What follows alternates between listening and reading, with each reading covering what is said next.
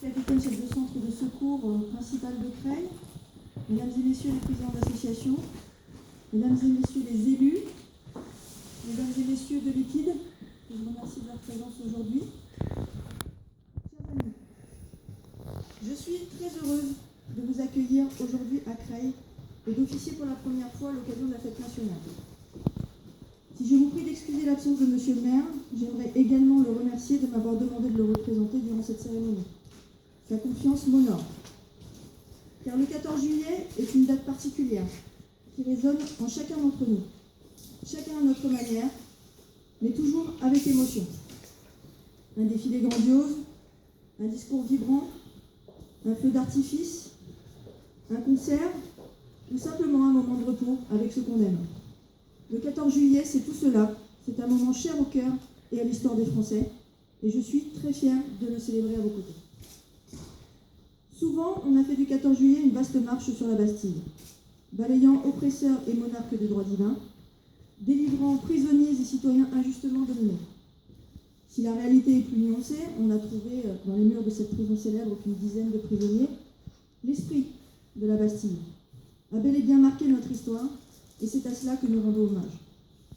À l'idée d'un peuple qui se soulève et se déclare souverain, l'idée que le collectif de chaque vie individuelle compte plus qu'une royale existence, l'idée que le peuple doit décider par lui-même.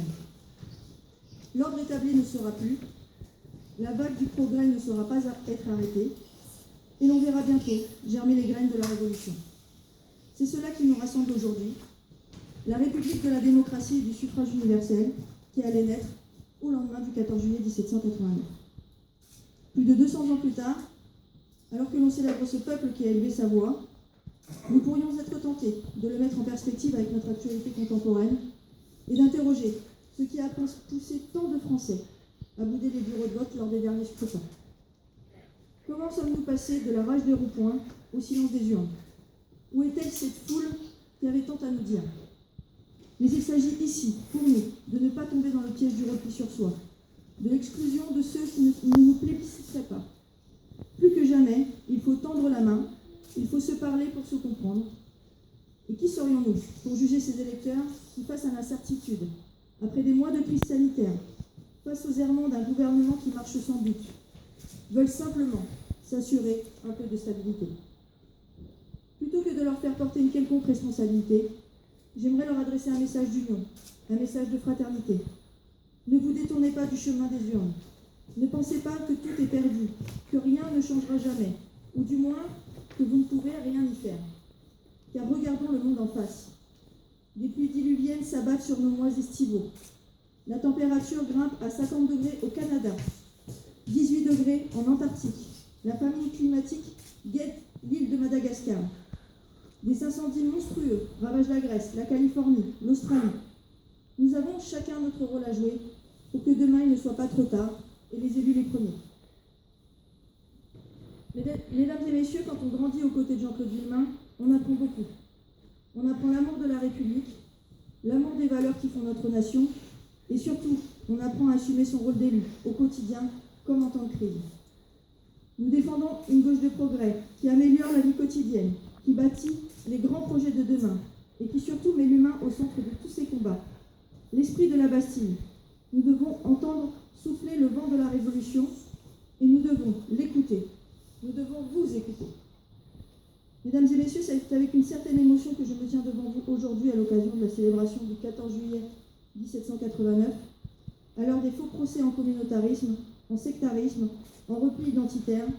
J'aime à montrer, au contraire, l'esprit de fraternité qui anime la ville de Creil, le vent de liberté qui nous pousse toujours plus en avant, et surtout, l'égalité qui nous caractérise, et dont je me fais l'humble représentante aujourd'hui. Si l'émotion est grande, c'est parce qu'au moment où le peuple s'avance sur la Bastille et les Invalides, à l'époque où s'organise la marche du monde moderne, auréolée de l'esprit des Lumières, l'égalité n'était pas vraiment une priorité.